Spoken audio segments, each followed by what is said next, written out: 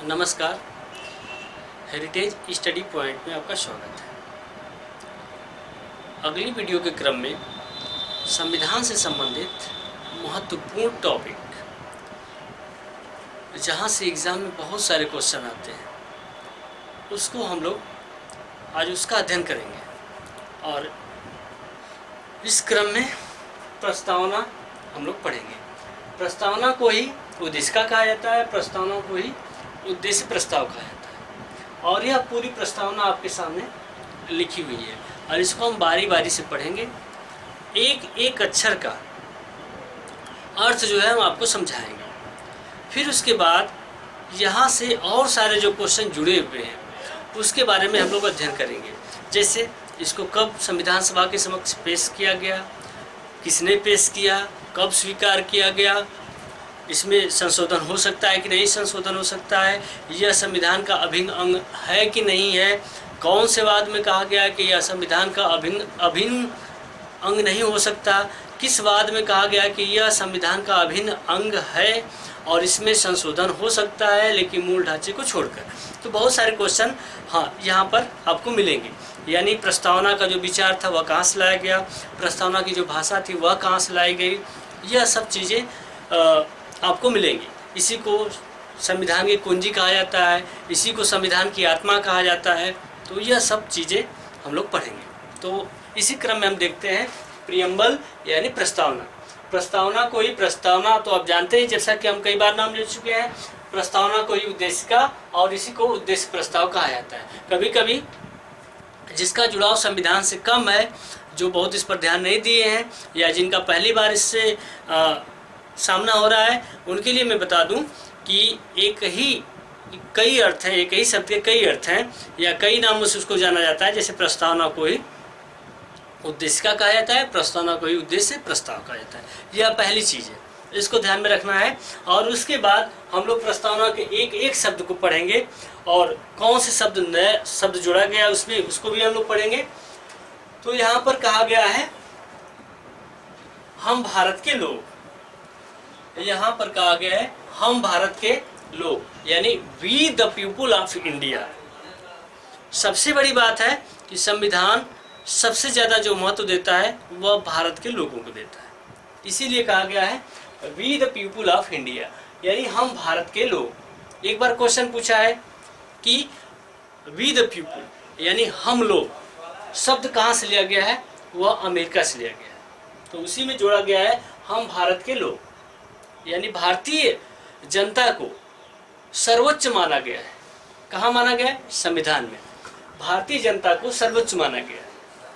भारत को एक संपूर्ण प्रभुत्व संपन्न का अर्थ क्या होता है कि जो देश अपने आंतरिक मामलों और अपने बाह्य मामलों में स्वतंत्र रूप से निर्णय ले लेता है, उस देश को संपूर्ण प्रभुत्व संपन्न देश कहते हैं। ठीक है, या उसको संप्रभु देश कहते हैं। तो उस देश को संपूर्ण प्रभुत्व संपन्न देश कहा जाता है जो अपने आंतरिक मामलों और बाह्य मामलों यानी विदेशी मामलों में निर्णय लेने के लिए स्वतंत्र हो, यानी उसके ऊपर किसी और का अधिकार न हो, उस देश को संपूर्ण प्रभुत्व संपन्न देश कहते हैं। समाजवादी, आपकी प्रस्तावना में एक शब्द जुड़ा है समाजवादी। समाजवादी का अर्थ होता है जो लोक कल्याणकारी का कार्य करे, जो देश लोक कल्याण का कार्य करे, यानी लोगों के हित का कार्य करे। तो हमारा देश कैसा है? लोक कल्याणकारी देश है। तो समाजवादी। पंथ निरपेक्ष, यहाँ पर शब्द जुड़ता है, एक मिलता है पंथ निरपेक्ष।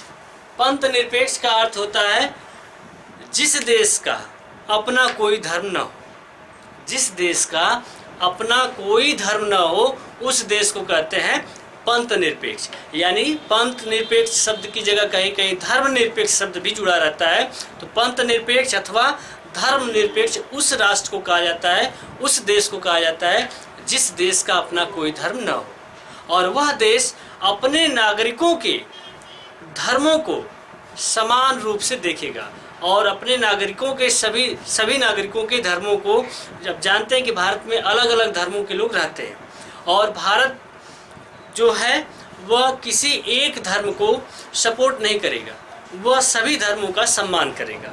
तो उस देश को क्या कहा जाता है? धर्मनिरपेक्ष अथवा पंथ निरपेक्ष। एक शब्द में कहा जाए कि जिस देश का अपना कोई धर्म नहीं होता है उस देश को पंथ निरपेक्ष अथवा धर्मनिरपेक्ष राष्ट्र कहते हैं। तो हम भारत के लोग भारत को एक संपूर्ण प्रभुत्व संपन्न, समाजवादी, पंथ निरपेक्ष, लोकतंत्रात्मक देश उस देश को कहते हैं जहाँ की जनता मालिक होती है। एक शब्द में कह सकते हैं कि जहाँ की जनता में शक्तियाँ निहित होती हैं। और वह कैसी शक्तियाँ? वह जिसको चाहे वह देश के उच्च पदों पर पहुंचा सकती है चुनकर। और लोकतंत्रात्मक यानी जहाँ पर लोक मतलब जनता, तंत्र मतलब शासन, जहाँ का शासन जनता के हाथों में हो उसको लोकतंत्र। गणराज्य उसे कहते हैं जहाँ का राष्ट्राध्यक्ष चुना जाता हो, वंशानुगत न हो।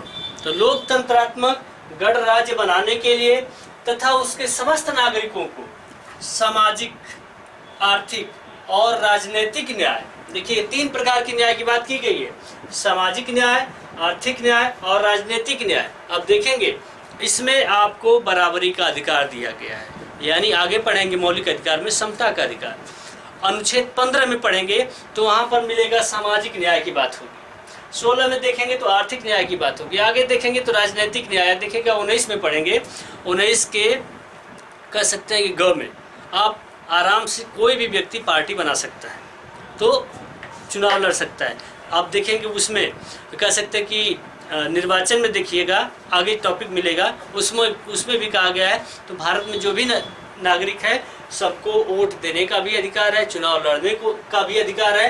तो सामाजिक न्याय, आर्थिक न्याय व राजनीतिक न्याय, यहाँ पर किसी के साथ भेदभाव होता है तो वह न्याय नहीं कहा जाएगा। तो यहाँ पर भेदभाव से निषेध किया गया है, आगे आपको मौलिक अधिकार में पढ़ाएंगे। आर्थिक न्याय की भी बात की गई है, वो 16 में मिलेगा। आगे देखिएगा निर्वाचन में ये सब।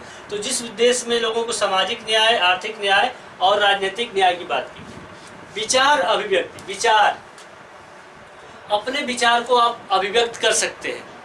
जानते हैं कि 19(1) का क कहता है कि किसी भी भारत के नागरिक को विचार अभिव्यक्ति की स्वतंत्रता प्रदान करता है। आपका संविधान विश्वास, धर्म और उपासना की स्वतंत्रता, यानी वह चाहे जिस धर्म का पालन कर सकता है, उपासना कर सकता है, इसकी स्वतंत्रता आपको दी गई है। प्रतिष्ठा व अवसर, प्रतिष्ठा मतलब डिग्निटी, कह सकते हैं सम्मान, वह 21 देता है आपको। अवसर की क्षमता, यह भी आपके संविधान में निहित है प्राप्त करने के लिए। व्यक्ति की गरिमा, वही बात है।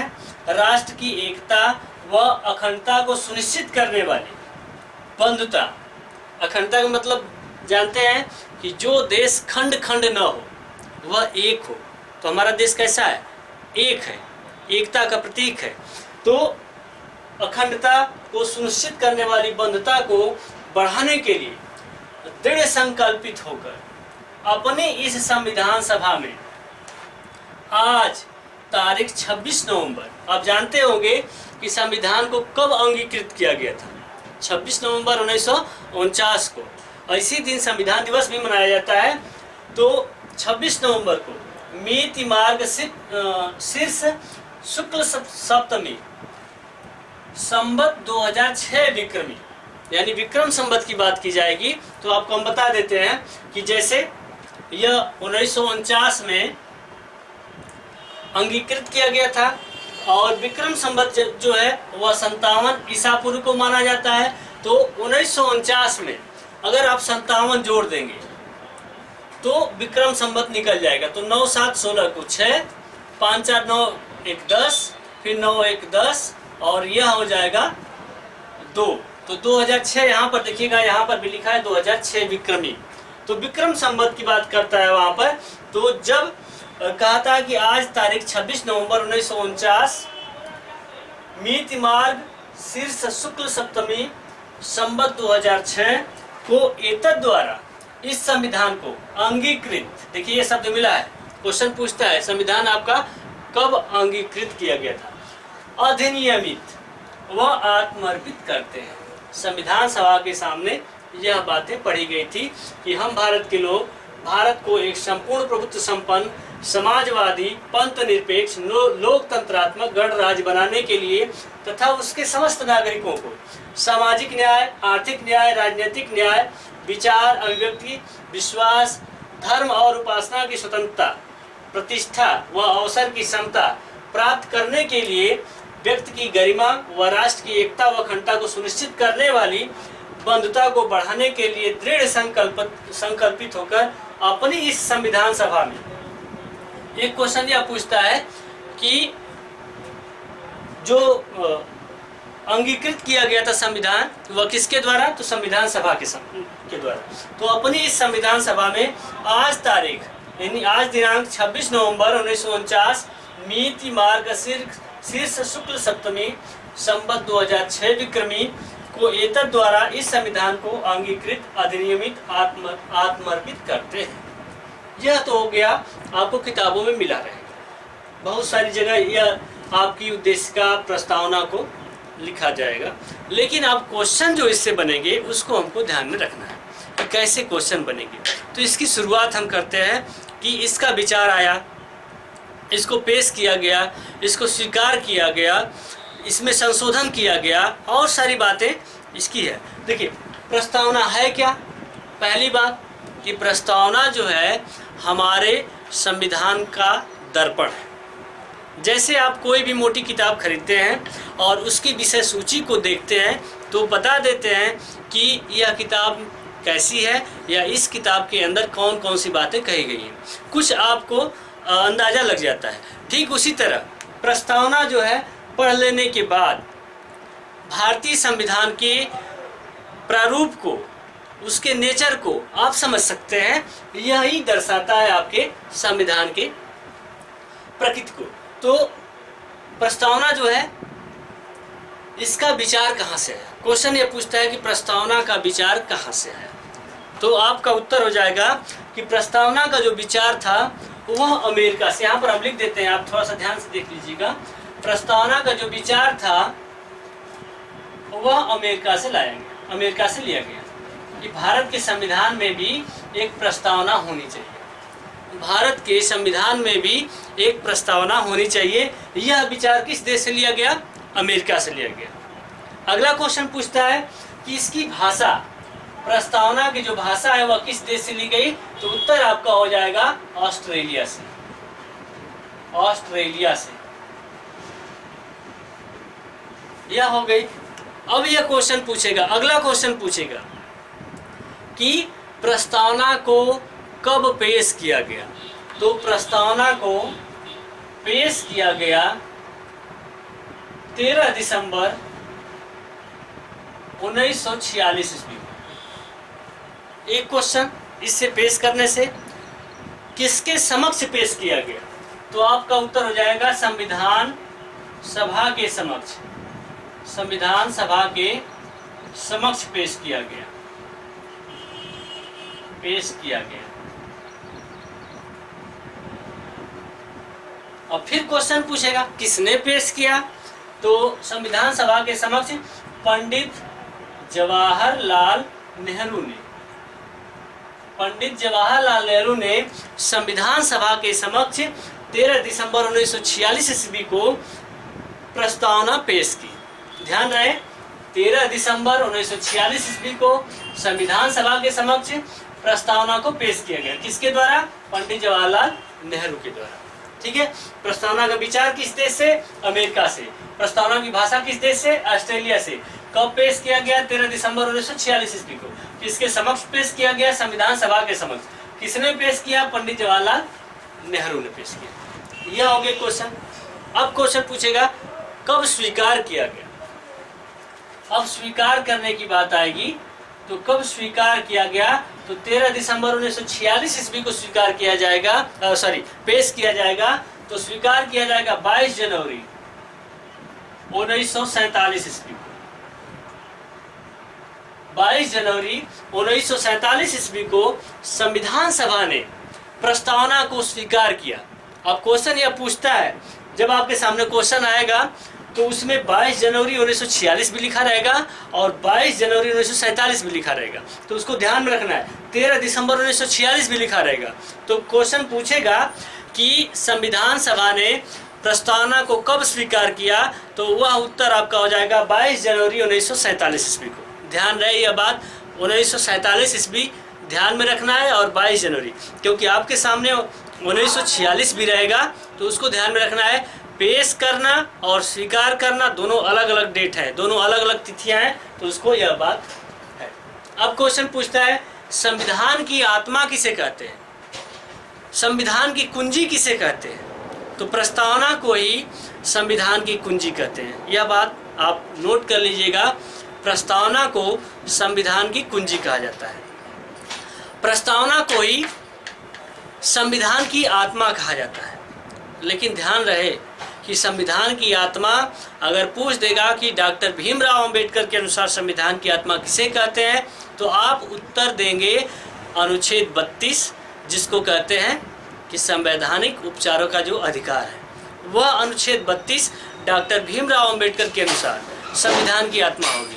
लेकिन सिंपली अगर पूछे, साधारणतया अगर पूछता है कि संविधान की आत्मा किसे कहते हैं, तो उत्तर हो जाएगा प्रस्तावना को कहते हैं। संविधान की कुंजी किसे कहते हैं, तब उत्तर हो जाएगा प्रस्तावना को कहते हैं। यह पहली बात है। लेकिन अब देखा जाए कि संविधान में क्या संशोधन हो सकता है,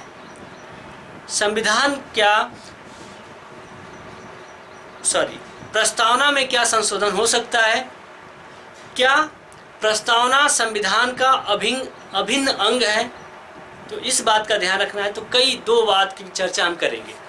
दो वाद आए थे आपके संविधान में, और वह वाद आया था बेरू-बारी वाद 1960 ईस्वी में। बेरू-बारी वाद 1960 ईस्वी में आया था, और इस वाद में सुप्रीम कोर्ट ने कहा था कि प्रस्तावना की जो विचार है, इसके जो शब्द हैं वो अस्पष्ट है, अतः यह संविधान का हिस्सा नहीं हो सकता। ध्यान रहे, यह संविधान का हिस्सा नहीं हो सकता या संविधान का अभिन्न अंग नहीं हो सकता। लेकिन कुछ दिनों के बाद यानी 1973 ईस्वी में एक वाद आया, केशवानंद भारती बनाम केरल राज्य, और इस वाद में कहा गया कि संविधान का अभिन्न अंग है प्रस्तावना, यानी प्रस्तावना संविधान का अभिन्न अंग है और इसके मूल ढांचे को छोड़कर संशोधन किया जा सकता है। यह 1973 का वाद है, और ठीक 42वां संविधान संशोधन हुआ 1976 में, और उसके तहत प्रस्तावना में पहली बार संशोधन किया गया। एक ही बार संशोधन हुआ है, 1942वां संविधान संशोधन, लेकिन इसके तहत प्रस्तावना में संविधान संशोधन करके 3 शब्द जोड़े गए, और वहाँ से क्वेश्चन आते हैं। वह 3 शब्द कौन कौन है? वह 3 शब्द हैं समाजवादी, पंथ निरपेक्ष, और एक शब्द आपको यहाँ पर मिलेगा अखंडता। समाजवादी, पंथ निरपेक्ष और अखंडता। तो आपसे क्वेश्चन पूछेगा कि प्रस्तावना में 42वें संविधान संशोधन के तहत कौन कौन से शब्द जोड़े गए? तो समाजवादी, पंथ निरपेक्ष और अखंडता। और क्वेश्चन पूछे कि इसमें कौन शब्द नहीं जोड़ा गया। अगर इसमें संप्रभुता दे देता है आगे, तो आपको पता करना होगा, आपको जानकारी रखनी होगी इस बात की कि संप्रभुता 42वें संविधान संशोधन के तहत नहीं जोड़ा गया। इसमें 3 ही शब्द जोड़े गए थे, समाजवादी, पंथ निरपेक्ष और अखंडता। इसको याद करना है, इसको ध्यान देना है।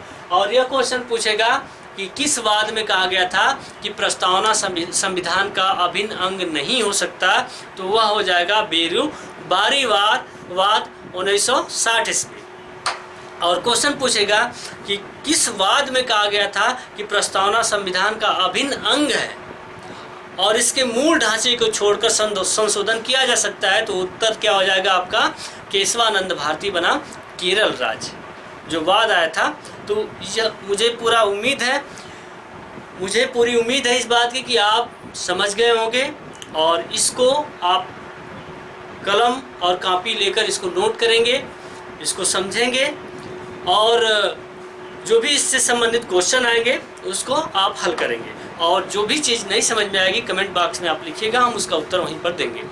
ठीक है, इसके लिए आपको बहुत बहुत धन्यवाद।